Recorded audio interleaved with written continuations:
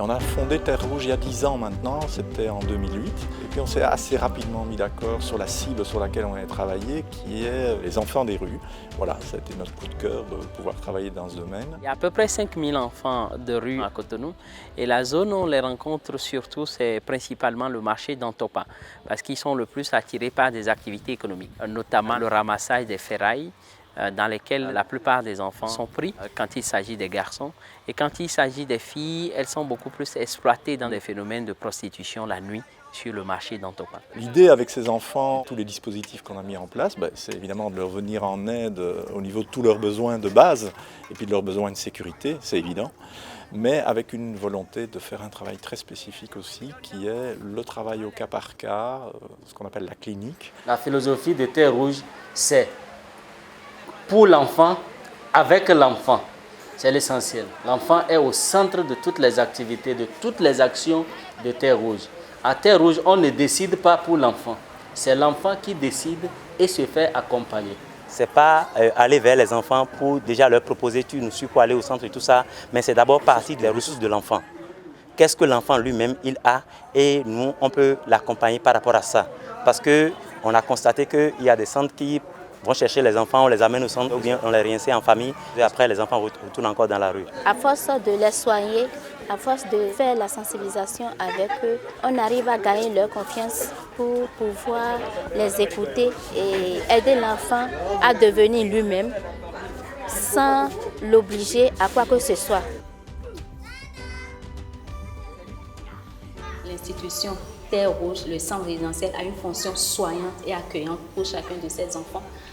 Nous avons remarqué par exemple des enfants qui sont venus ici très déstructurés, mais qui en l'espace d'un mois, on a senti un vrai changement parce qu'il y a une structure, le fait d'avoir un emploi du temps, un code de vie, d'avoir des règles, ça donne de la structure à l'enfant, d'avoir des activités sociales, des activités éducatives, des jeux, ça les restructure et l'accueil qu'apporte l'institution, ça les aide vraiment à se poser déjà pour pouvoir se reconstruire.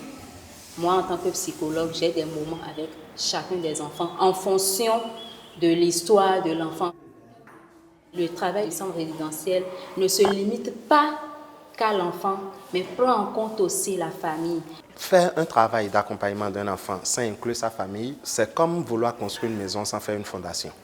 Ça ne va pas durer. Quand l'enfant intègre le centre résidentiel ici, la confiance s'installe progressivement. C'est-à-dire que l'enfant ne vient pas aujourd'hui et qu'on espère de lui que déjà demain il nous apporte des informations par rapport à ses parents. Il faut tout le temps pour l'enfant de créer un lien de confiance avec nous. Confiance qui lui permettra à un moment donné d'être prêt à nous conduire vers ses parents. Donc le travail de médiation entre enfants et famille commence justement à partir de cet instant où il faut pouvoir trouver le juste milieu pour que les deux puissent se comprendre, en sachant que nous, notre travail est focalisé sur l'intérêt supérieur de l'enfant. Moi, je m'appelle Ketor Zimaoujon, j'ai 15 ans. J'ai fait colporteur et chata. J'ai vu Cyril, il a dit que j'ai venu au stade à Djado. Je suis ici depuis quelques années. Je pars, je reviens, je pars, je reviens. À cause des situations de la maison. Mais grâce à Terre Rouge, ça allait. Au dortoir, tous les enfants qui viennent ont un référent. Ça peut être soit le psychologue, ça peut être soit l'animateur. Et avec ce type d'accompagnement, tous les enfants qui formulent la demande d'être écoutés sont écoutés systématiquement. Mais en même temps, des activités sont mises en place aussi pour recueillir les différents dits de ces enfants-là dans des moments non formels. Donc on partage tous les moments avec les enfants, on vit le quotidien de l'enfant avec eux. Ensuite, on les prend en entretien pour pouvoir discuter des questions liées à leur histoire personnelle. Les qualités que moi j'observe dans mon travail, c'est la vie. C'est toute la dynamique aussi de l'équipe qui travaille avec ces enfants-là, qui ont une certaine humanité et d'une façon naturelle de pouvoir être disponible pour eux. À partir du moment où l'enfant est pris en charge sur le plan psychologique et qu'il se sent bien dans sa tête, il fait des demandes sociales. Mais chez les plus grands dans la rue, on a constaté que plus le séjour dans la rue est plus long, plus la réinsertion est difficile. Nous essayons de passer par ce que nous appelons la réinsertion socio-professionnelle et nous avions développé dans Cotonou un réseau de patrons volontaires, plus d'une quarantaine, mécaniciens, plombiers, tôliers, soudeurs, coiffeurs, brodeurs, ainsi de suite, qui les accueillent la journée pour de la formation. Les enfants qu'on a dans mon atelier ici sont les enfants en situation difficile. En réalité, franchement, ce n'est pas facile de gérer.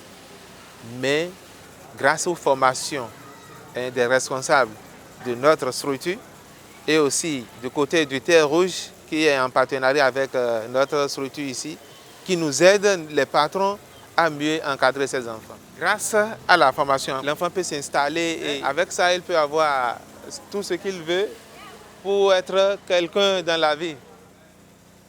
Julia Gospa, chauffeur mécanique ici, garage. Je crois que pendant que tu as fait le point de rouge, tu as fait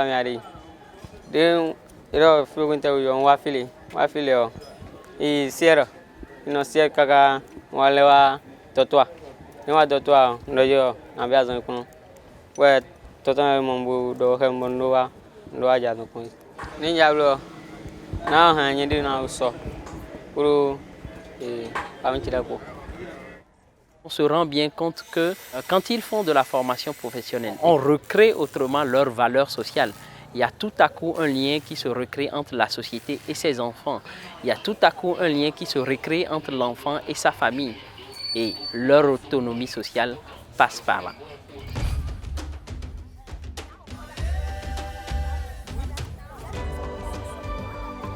Le choix stratégique de Terre Rouge se justifie par le fait que dans la grande précarité sociale, les domaines de fragilité sur l'enfant ou sur les populations vulnérables se trouvent être d'abord la santé psychologique, la santé médicale et la santé sexuelle et reproductive. Et tant que ces domaines-là ne sont pas pris en charge, il n'y a pas de développement personnel possible pour ces couches vulnérables. Je crois que Terre Rouge a bien fait de se pencher sur ce domaine au Bénin.